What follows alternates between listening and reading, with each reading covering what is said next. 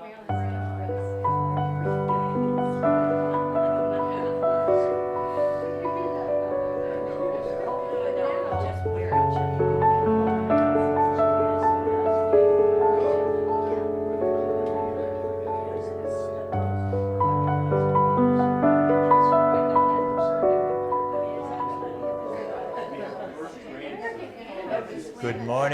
morning, everyone. We have a little bit better crowd than last week. Thanks for coming.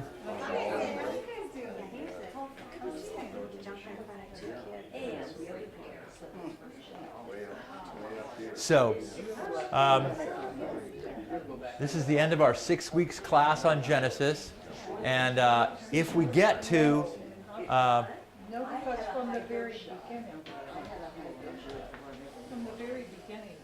if we get to the flood in the tower here, we'll be lucky, but we'll have done a lot of reading and work too, because I do have some of the flood story and the tower story in here, but I want to hit Cain and Abel.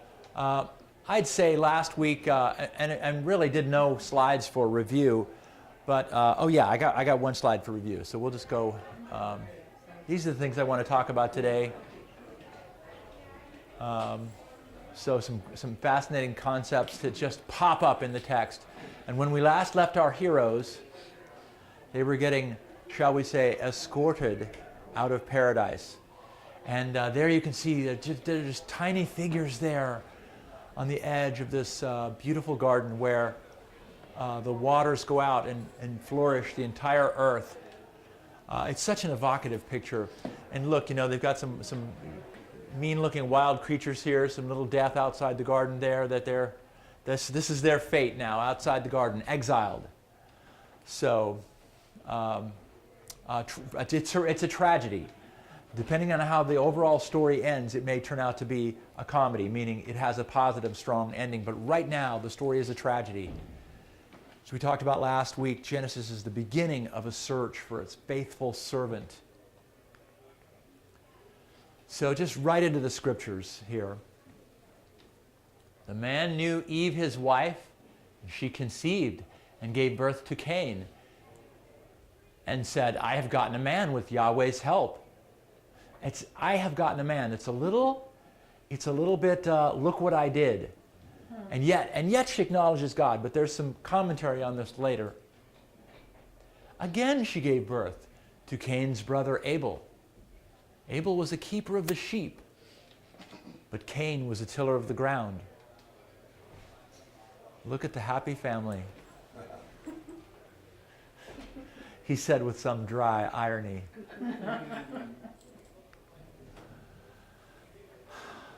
The painting is just fascinating.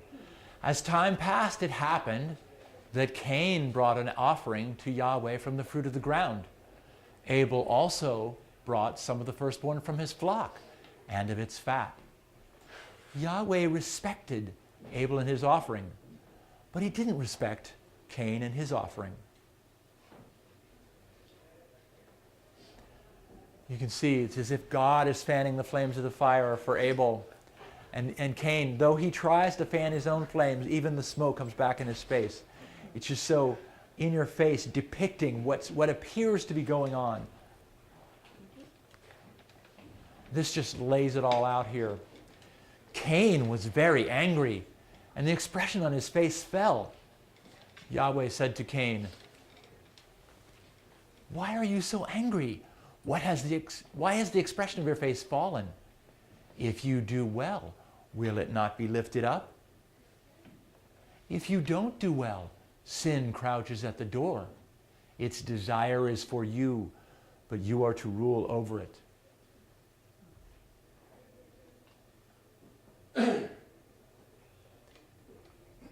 Cain said to Abel his brother, let's go into the field. It happened when they were in the field that Cain rose up against Abel, his brother, and killed him.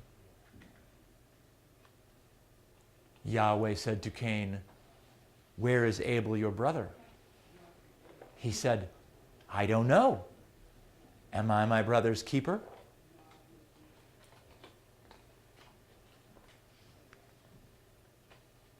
Just to kind of soak in this imaginative space here. God looks almost irrelevant there. Why didn't he stop Cain? Yahweh said, "What have you done? The voice of your brother's blood cries to me from the ground. Now you are cursed because of the ground which has opened its mouth to receive your brother's blood from your hand. From now on, when you till the ground, it won't yield its strength to you. You shall be a fugitive and a wanderer in the earth."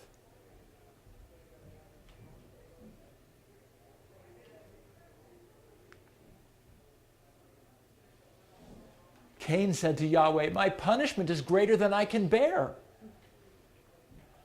Behold, you have driven me out this day from the surface of the ground. I will be hidden from your face, and I will be a fugitive and a wanderer in the earth. It will happen that whoever finds me will kill me."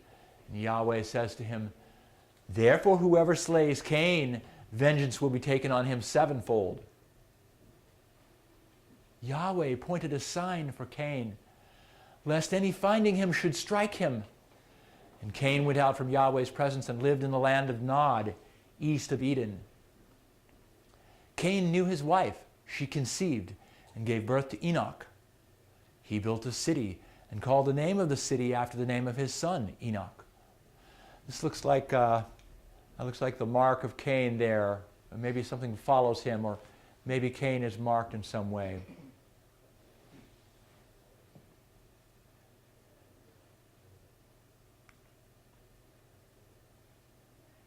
Just a repeat of that same space. I just kind of wanted to look at and engage with this image for a minute. It's just so fluid and painful. Who are the characters? Pardon me? It's called the first mourning, but what is... Adam and Eve mourning the death of Abel. Oh, okay.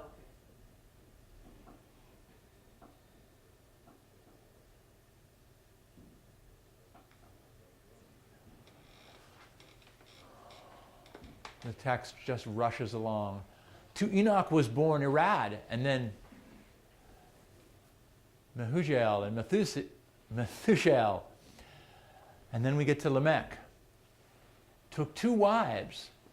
The name of one was Ada, and the name of the other Zillah. Ada gave birth to Jabal, who was the father of those who dwell in tents and have livestock. So Cain is out wandering, and he begets the nomads, the wanderers in the desert. Well, desert. His brother's name was Jubal, who was the father of all who handle the harp and pipe, portable instruments. Zillah also gave birth to Tubal-Cain, the forger of every cutting instrument of brass and iron. Lamech said to his wife, "Ada and Zillah, hear my voice, you wives of Lamech, listen to my speech. For I have slain a man for wounding me, a young man for bruising me. If Cain will be avenged 7 times, truly Lamech 77 times. So, escalating violence. It's like the dam has burst already. We're not to the flood yet. This is Genesis 4. The flood is in Genesis 6.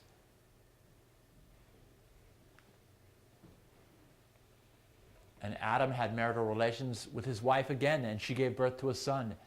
And she named him Seth, saying, "God has given me another child in place of Abel because Cain killed him."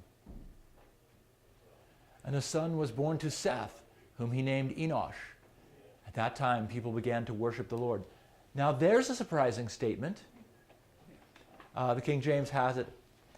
And about this time, people began to call upon the name of the Lord. So there's some cry, well, amidst this kind of culture and, vengeance and tit for tat and vindictiveness expressed by Lamech, you would be crying for the Lord.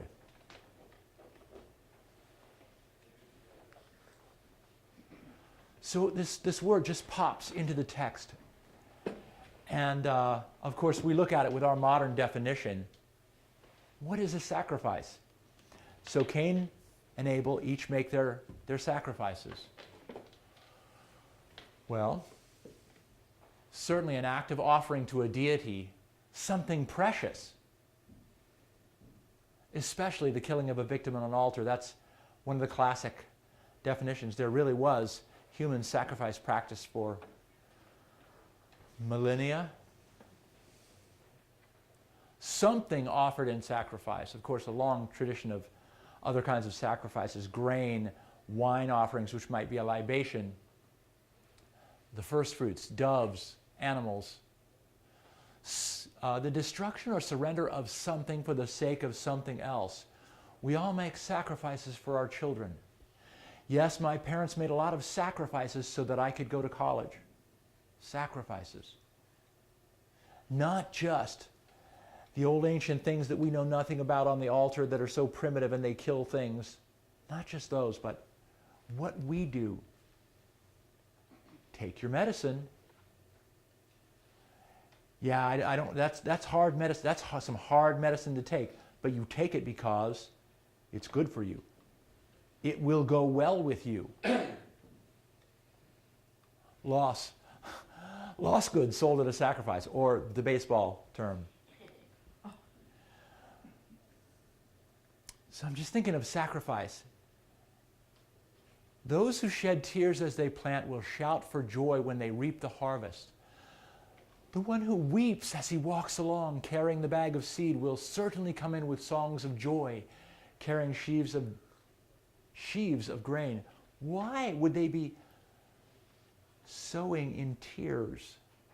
Because that little bit of crop you had to save through the winter, and it didn't matter if the kids went to bed crying and hungry, because nobody is touching that crop. We are saving that grain to plant.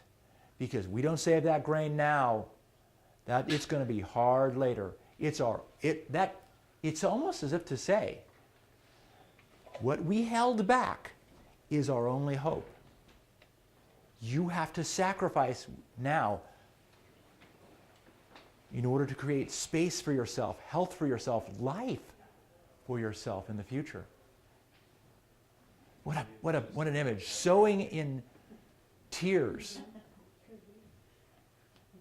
and weeping as you walk along carrying the bag of seed. It was very hard to hold on to this seed. This is expensive in the lives of our children, so to speak. So some are essential, and are some better than others?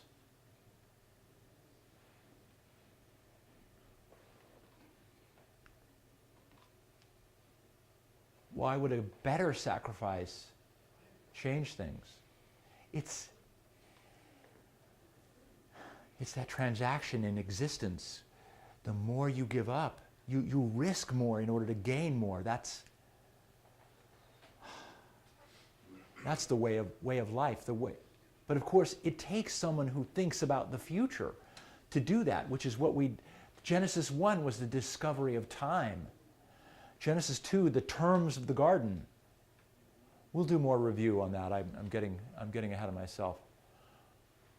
But this idea of sacrifice is part of the quest for improvement, which is one of the criteria that Eve was using as she evaluated the fruit of the tree. It was pleasant to the eyes, good for food, and desirable to make one wise. She was on a quest for improvement there too.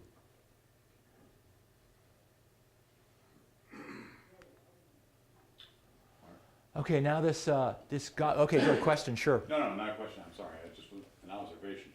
That founding pastor of the Barrington Church, I can't remember his name. Hybels. Bill Yes. He brought his wife flowers on Valentine's Day. Couldn't understand why she was angry with him, and whatever. And he went, "Why are you angry with me? I brought her flowers on Valentine's Day." She says, "You brought them from a funeral. It cost you nothing." It just as a mark of love. Yeah. So you had unblemished and stuff. It just.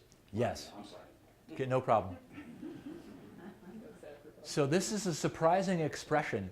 But what we've got here is this word, sin crouching at the door, is it's depicted as a predatory cat in heat. The feral predator, that thing will get you. and it wants to have its way with Cain. So truly, this is not overstating it to say that Cain decides to enter into a creative relationship with this predatory animal in heat. It's a fair description of this.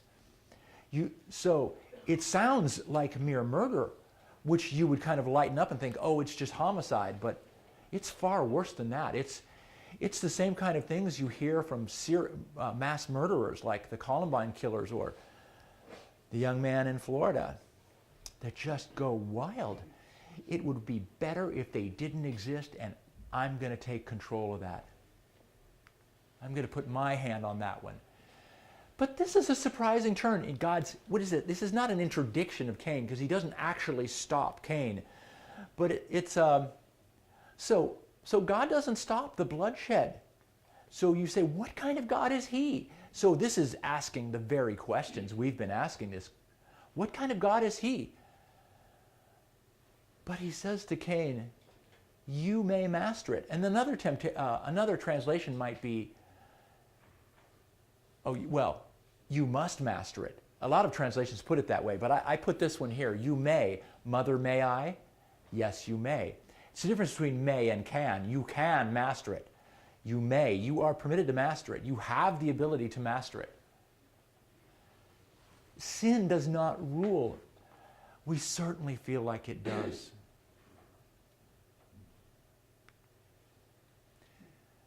So the slide into evil and malevolence centers around giving yourself and your creative energy to evil at your worst. And Cain is certainly an example of that. I've heard some theologians say the problem was with God. Why and then they use the same word of sovereign. God is sovereign. Well, it's like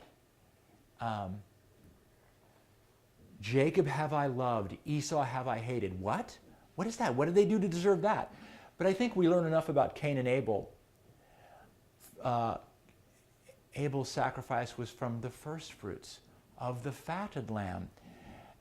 But for Cain's it was some of the grain. So I'm about to use some controversial language in church here. Not here. It's coming. I'm not exactly sure what line it is. This is the first recorded act of worship leads to the first murder. Look how controversial sacrifices are. And all of it over sacrifices. Or is it really? Because it's not just the sacrifices. Sacrifices are made, but God had no regard for Cain's sacrifice. God was not pleased.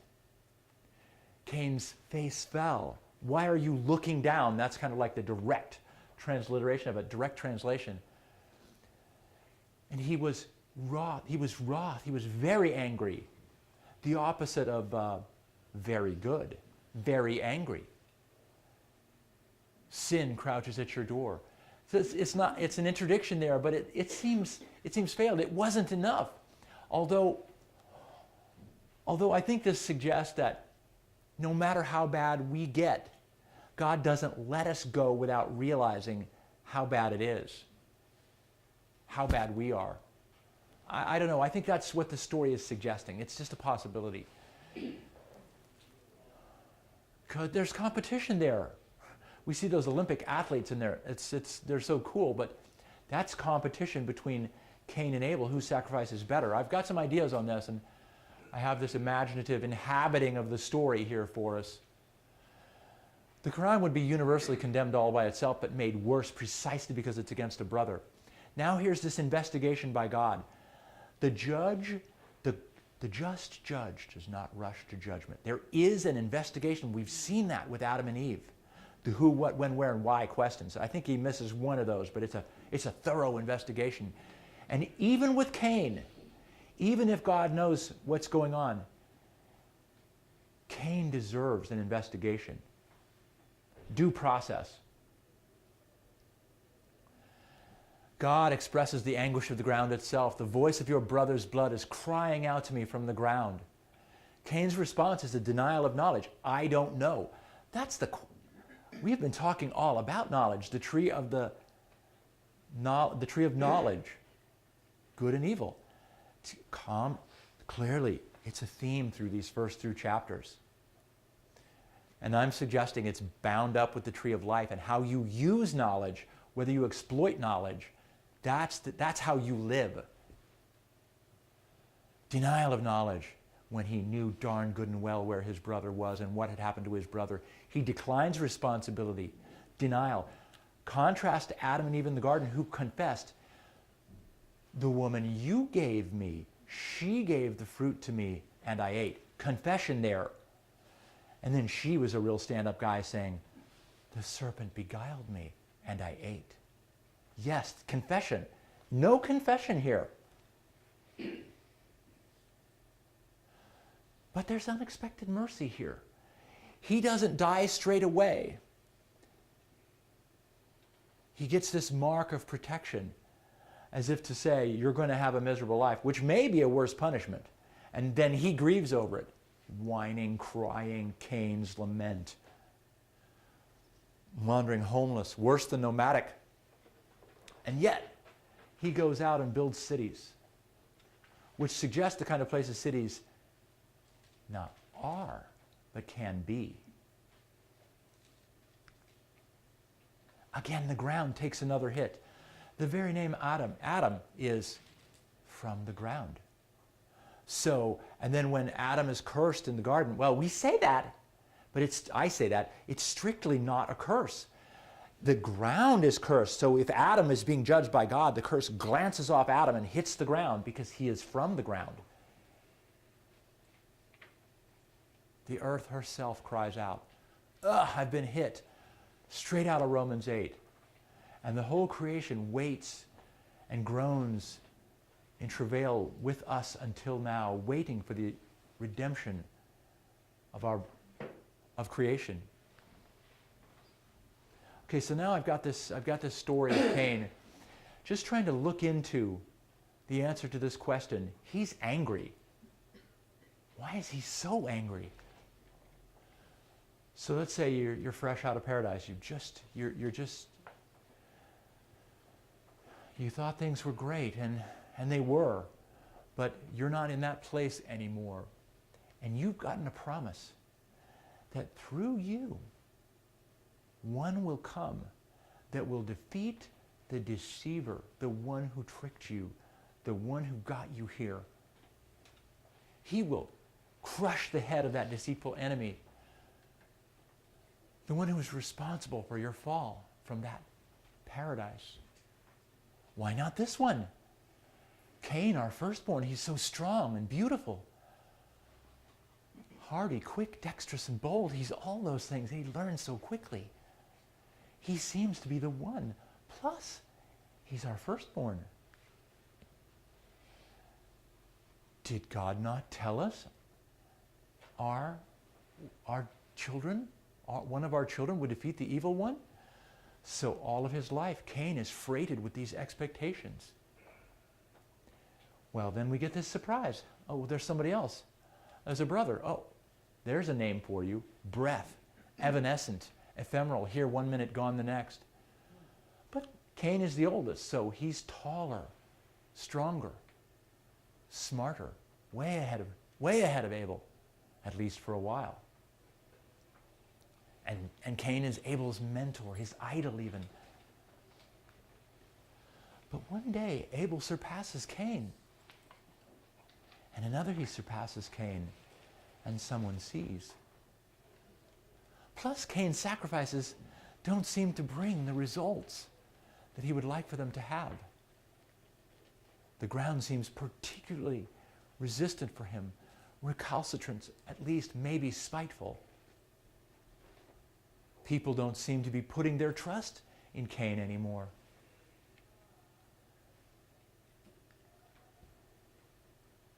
And this whole farming thing, it's so new. We don't know much about it. Making the crops grow is tricky. It depends on the rain. And I'm not in charge of that. Abel has taken on the herds. Well, That's easy. He can't seem to keep them from multiplying quickly. Sure, he's got his troubles, but he's savvy. He overcomes them.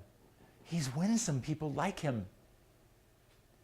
Why do people like him so much? Why don't they seem to expect as much out of him? He gets it easy far too often. And how does he get to be so good at things anyway?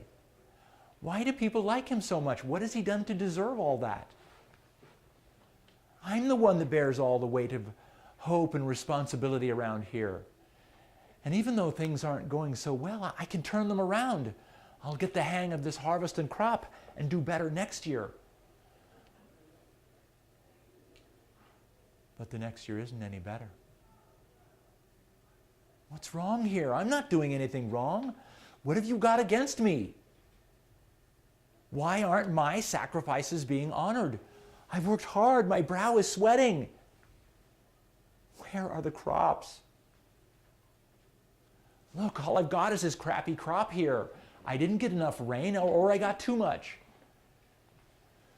They need the food. They need my help. Why should I sacrifice the best crop to burn, to offer to the God that kicked mom and dad out of paradise? What's their God done for me lately? He can have the leftover crop that I grabbed on the way over here. If I hadn't found that little bit that I dropped the other day, he wouldn't have gotten anything at all. So he should be grateful. This ought to do. Or at least for public perceptions. What do you expect? I have a responsibility to feed people, you know. What more does God want? We see now that what Cain has offered is a half-assed sacrifice. Resentful already. Born of 1,000 better sacrifices that just didn't seem to work out the way they were supposed to. And Abel, what in the world is he doing? The best lamb of the flock? Why, that's the ewe of our best wool givers. The most dependable mother sheep we've got. What is his problem? We could have put that animal to good use. Why is he sacrificing such a good animal? What an idiot. The sacrifices mean nothing anyway, obviously.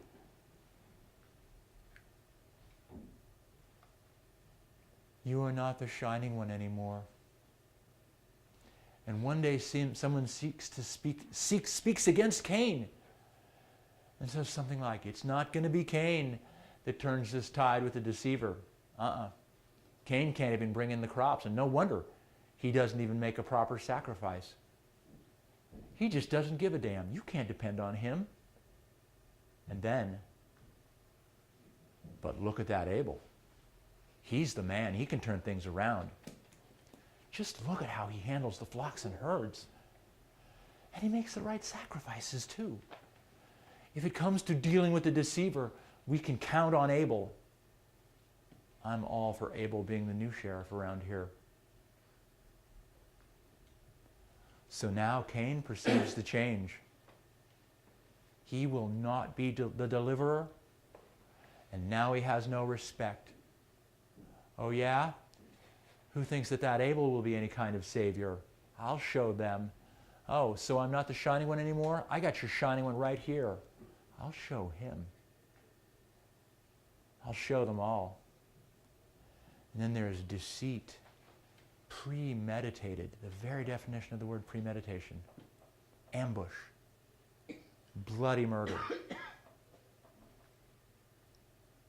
And the voice of the blood of your brother, the one who is like you, brother, the one who is like you, cries unto me from the ground, Ha'adamah. This suggests that he killed the best part of himself. Am I my brother's keeper indeed? Yes, you are. Jealousy and its children, competition, jealousy, you just can't fit it all in one line or as few lines as possible. I mean, it's way too many words for a slide, but I'm really trying to walk through it. Jealousy and its children, disappointment, resentment, rage. So this might be the stages of evil. In the garden, there's a line around this tree. and you're not supposed to eat from the tree. And Eve added, and we're not supposed to touch it. Okay, so it's almost, this thing is not evil in itself, but only wrong because it is prohibited. So that's almost a theoretical evil. I only knew it because the law in the garden, the terms of the garden said, no, do not eat from the tree. Do not cross that line. Do not get too close to that tree. And the Greek word for sin is, see, now we're changing subjects because the terms of the garden were, you can eat of any tree in the garden, but don't eat of the fruit of that tree. And so we're not really talking about sin there, although we call it that because it's so easy to refer to what happened there as sin. But it is prohibition, not honored. Not evil in itself, but evil because it was prohibited. And this idea of sin is the Greek hamartia, means to miss the mark, from archery. Now for Cain and his descendants, the dam has burst. Because we see Lamech coming in for, the translation in the Hebrew is, I've killed a man for bruising me. Yeah, that is escalation, rapid escalation. And then revenge 7 times over. It's worse than the Hatfields and the McCoys, this generational feud.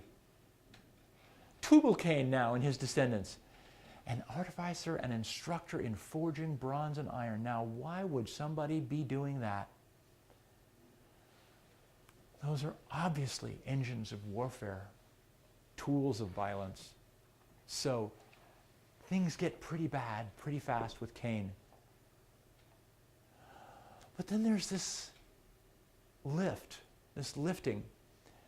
These, the first to make instruments of music. That's unusual.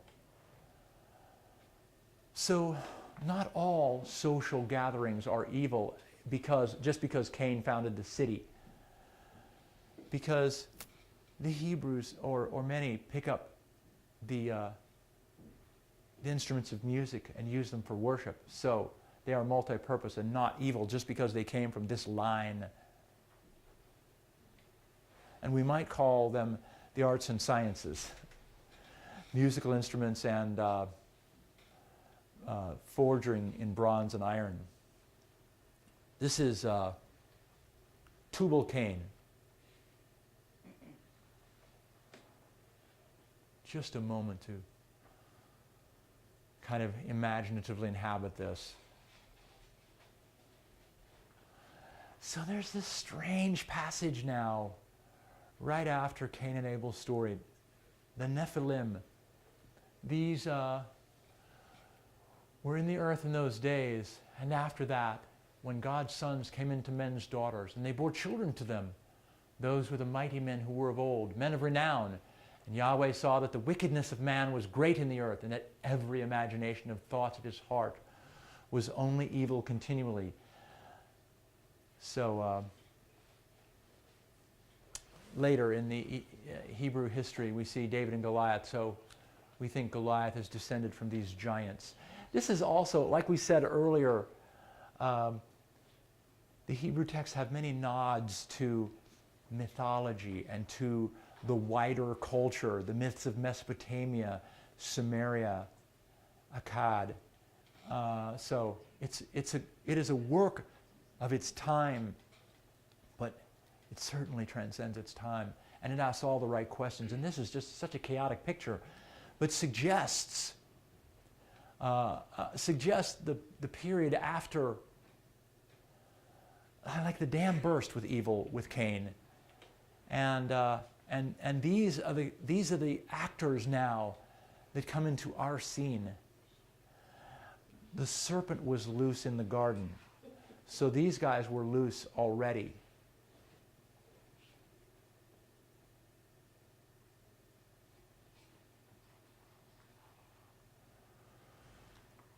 And Yahweh was repentant that he had made man on the earth. We're at Genesis 6 now, starting the flood story. And it grieved him in his heart Yahweh said, I will destroy man whom I have created from the surface of the ground. Man, along with animals, creeping things, and birds of the sky, for I am sorry that I have made them. This is a reversal of creation. We'll have a little more comment on this. But Noah found favor in God's eyes. We would say there is one righteous, maybe. But Noah's name was given to mean comfort. The one who would bring release from the oracles in the garden, the curses in the garden. The earth was corrupt before God, and the earth was filled with violence. God saw the earth and saw that it was corrupt, for all flesh had corrupted their way on the earth. And God said to Noah, the end of all flesh has come before me, for the earth is filled with violence through them. Behold, I will destroy them with the earth. It's almost like trash talking, because he doesn't really destroy the whole earth. He destroys the current crop of vegetation, but somehow the vegetation survives. The humans survive, of course. I just found this. This is not our sanctuary, but it looks like it's drawn by people who have the same mode of doing stained glass. It's very much like our stained glass.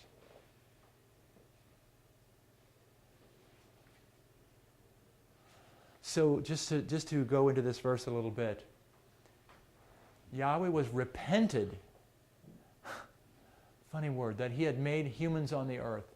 And it grieved him in his heart, and the Lord saw that the wickedness of humankind had become great on the earth.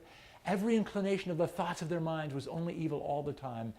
Some translations say planning, every inclination of the plans of their minds and thoughts was only evil all the time.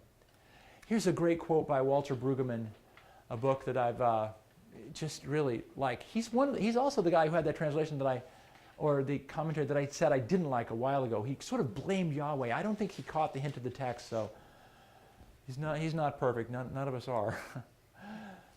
The conjuring daydreams and self-perceptions of the world are tilted against God's purpose.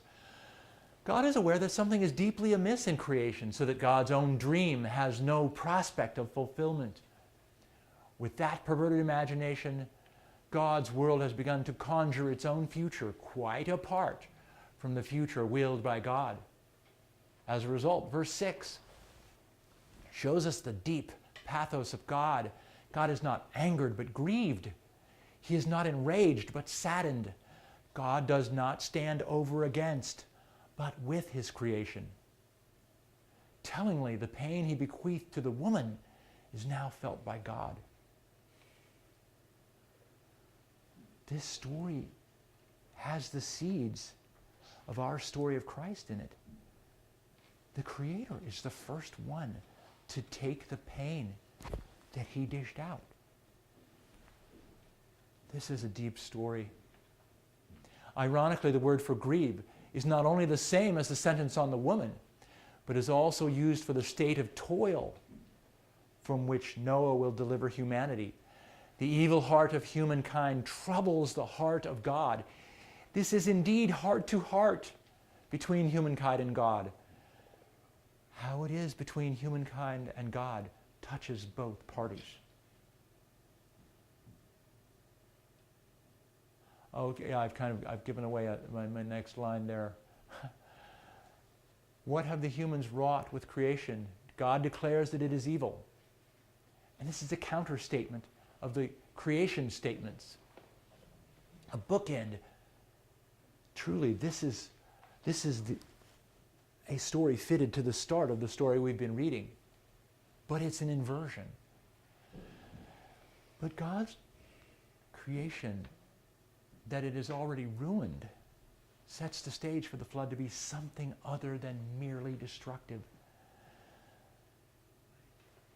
So, yes, punishment, but it's a chance to wipe the slate clean. And although God gets all the credit for the idea, Noah is the agent. He then, in a way, implements his own version of an Endangered Species Protection Act in order to save creation, which he does. The good person can save those around them and animals too. Could it be that it's a cleansing, a washing as if by water? That's very potent phrases in the New Testament too. In this way, God purifies the world. And part of his commitment after the flood is to preserve the earth from future violence by the humans. And the way he does that is by limiting their lifespan. If then the quote, image of God, is for us to be, quote, I must have been thinking I got to type a quote there. Image of God is for us to be like God or to do as God does, then our commitment should be to preserve and flourish the earth, not to fill it with violence. Acting in concert with God is how we should be. In the image of God, it is a functional role. It's our image, it's our agency. We are like God when we flourish creation and those around us, and the plants, and the animals. I, even I, do bring the flood of the waters on the earth to destroy all flesh having the breath of life from under the sky. Everything that is in the earth will die, but I will establish my covenant with you. You shall come into the ship, you and your sons, your wife, and your sons' wives with you. Of every living thing of all flesh, you shall bring 2 of every sort into the ship, to keep them alive with you. They shall be male and female, of the birds after their kind, of the livestock after their kind, of every creeping thing of the ground after its kind. 2 of every sort shall come to you to keep them alive. So much like creation. The Hebrews are saying something with this. It's all of a piece with the first part of the story. And it suggests that the way the earth got flooded with evil, it's like the balance was tipping so far and it almost got completely out of hand. Almost. Thus Noah did, according to all that God commanded him, so he did. Yahweh said to Noah, "Come with you all of your household into the ship, for I have seen your righteousness before me in this generation." And God remembered Noah, all the animals, and all the livestock that were with him in the ship. And God made a wind to pass over the earth, and the waters subsided. Skipped all the cubits and all the, the boarding process, and cubits here, cubits there, cubits everywhere. But God remembered Noah and all the wild animals and domestic animals that were with him in the ark. We tend to not think about the wild animals. We think about our domestic animals. God remembers them. God caused a wind to blow over the earth, and the waters receded. This is reminiscent of the language of the crossing of the Red Sea. And a great east wind arose and blew all the night long, and the Israelites walked across the next morning on dry ground. God's deliverance from the flood. He unleashed it, yes, but he delivers too. And he saved a remnant. God remembered Noah. God remembers. This is, again, Walter Brueggemann. This God is not timeless and immune to the flow of human events. It was regularly the queries of Israel in complaint whether God has forgotten his people. The issue of being forgotten is a genuine pastoral issue. Every person knows the times of the dark night of being forgotten. But the gospel of this God is that he remembers. The only thing the waters of chaos and death do not cut through, though they cut through everything else, is the commitment of God to creation. His remembering is an act of gracious engagement with his covenant partner, an act of committed compassion. It asserts that God is not preoccupied with himself, but with his covenant partner, creation. It is the remembering of God, and only that, which gives hope and makes new life possible. Above all, Job 14:13 articulates the conviction that God's memory is the last ground of hope in the realm of death. And conveniently enough, Job 14:13. Oh, that you would hide me in Sheol and conceal me until your anger has passed. Oh, that you would set me a time and then remember me. If a man dies, will he live again? Talk about the hopes of these people getting right at the heart of things. Noah built an altar to Yahweh and took of every clean animal and of every clean bird and offered burnt offerings on the altar. And Yahweh smelled the pleasant aroma. And Yahweh said in his heart, I will not again curse the ground any more for man's sake, because the imagination of man's heart is evil from his youth, neither will I ever again strike everything living as I have done. And then this really evokes those early chapters of Genesis. While the earth remains, seed time and harvest, cold and heat, summer and winter, and day and night shall not cease. And see, it's funny that Yahweh smelled the pleasant aroma. So the ancient sacrifices with the smoke would go up and escape. It escapes the dome of the heavens, and God can smell it, and he's pleased. A better sacrifice. He took of the clean animals. A better sacrifice. A pleasing sacrifice.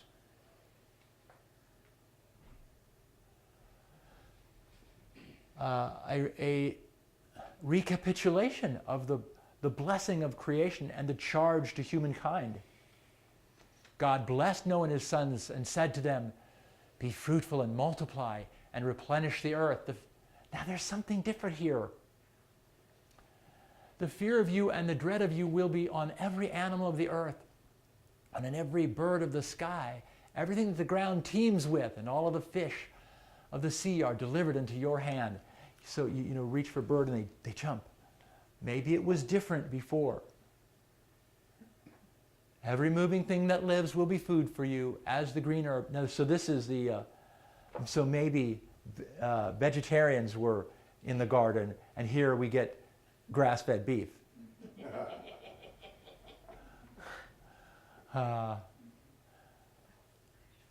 But flesh with its life, its blood, you shall not eat. I will surely require your blood of your lives.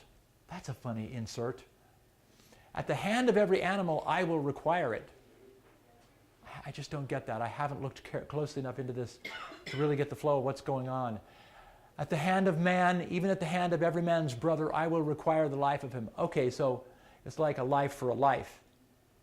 But it doesn't say 7 lives for a life, like Lamech did. And there's more to talk about Lamech here, some intelligent commentary. Oh, sorry. Whoever sheds man's blood, his blood will be shed by man, for God made man in his own image. Be fruitful and multiply, increase abundantly in the earth and multiply in it. It's as if because now there are cities, or were cities, they knew the law of cities and regulations between one another. So you act like Cain, you're going to get it, and maybe I was too lenient with Cain. Maybe that's what this is about. And then the symbol of the bow. God spoke to Noah and to his sons with him, saying, as for me, behold, I establish my covenant with you. God said, this is the token of the covenant which I make between me and you and every living creature that is with you for perpetual generations. I set my rainbow in the cloud, and it will be a sign of a covenant between me and the earth, the everlasting covenant between God and every living creature of all flesh that is on the earth. And Noah began to be a farmer and planted a vineyard. Such a peaceful scene.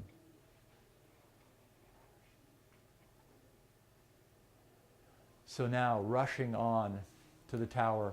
Got 5 more minutes if anybody needs to leave but I'm going to keep going. I do have a few more slides. Let me see. I have about 3 or 5 more slides, maybe. So we don't have to, we won't read the tower. We won't read the story. I'll just show the images. The Tower of Babel, people getting together. This is a little funny here. Huh. resemblance there. This, at Babel, Yahweh scattered them. And this is underneath the sands of Iran. And an artist's rendering of what it might look like.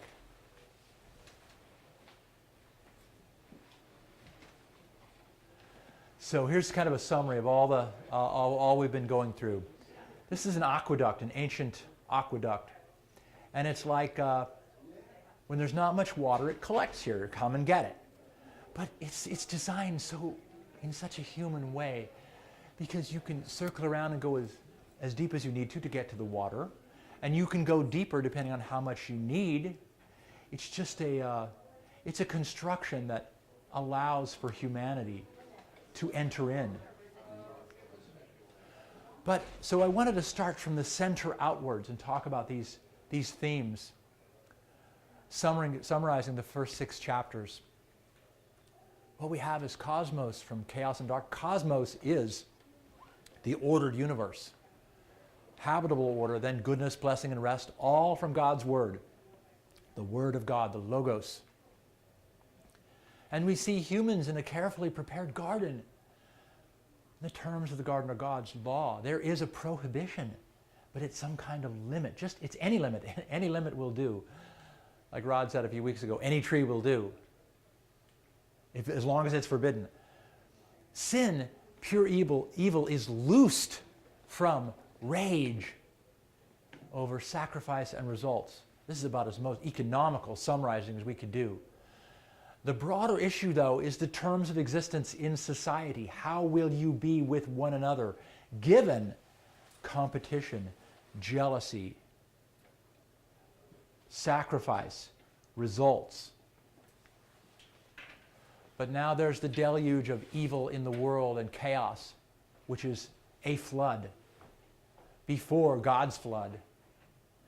But it includes spiritual forces that are also created beings, as if things weren't bad enough. The serpent multiplies. God saves a remnant, a symbolic saving of all things.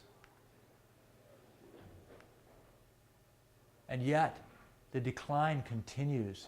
People together set their purposes and plans to go up against God, to be equal with God.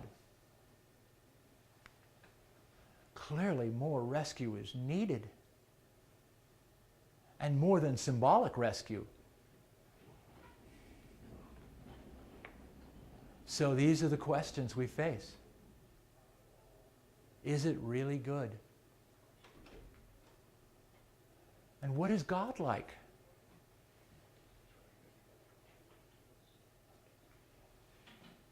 How will God reveal and justify himself? How long, O Lord? Abraham's cry in Genesis 18 is, will you be God and not sweep away the innocent with the wicked? If there is one righteous in the city, will you let them perish and sweep away the innocent with the wicked? This is the first time that the innocent save the wicked. How will God save us all from evil? Those are the key questions, and the Hebrews, I would say, have posed them so beautifully. Genealogy.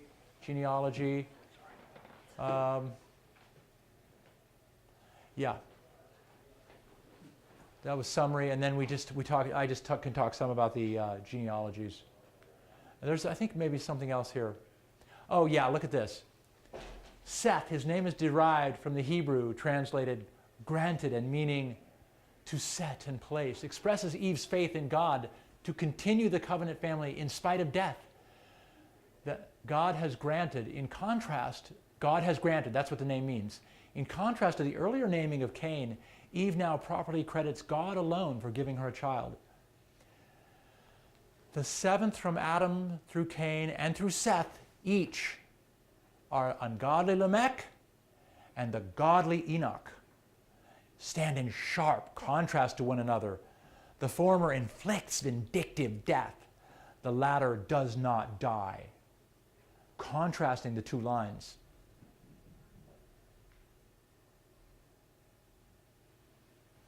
So, that ought to do.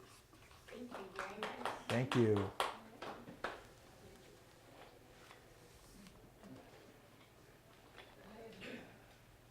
Let's see what's next. There's nothing next. Yeah, questions. You can have questions. A few things we didn't do then. I always look at the flood as the first baptism The first baptism, yeah. because God realizes he needs to evacuate the evil. It's just gone too far.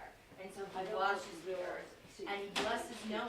And it reminds us if there's one believer, he truly will stay with that believer. He will not give up on them. And they can rescue, And they can bring rescue others along. That's right. Yes. That's how I look at that. Very But good. thank you very much. Thank you, Carla. Mark, when we're looking at the flood, I couldn't help but think of Oscar's sermon last week, making the distinction between judgment and correction. And I saw the flood maybe in a new way that I hadn't seen before. Maybe it was both judgment and correction. It wasn't just judgment, it was his intention and desire that the world be corrected, that man be corrected in his trend. Certainly, yeah. Correction. The whole earth. It's a tough story. A flood of evil.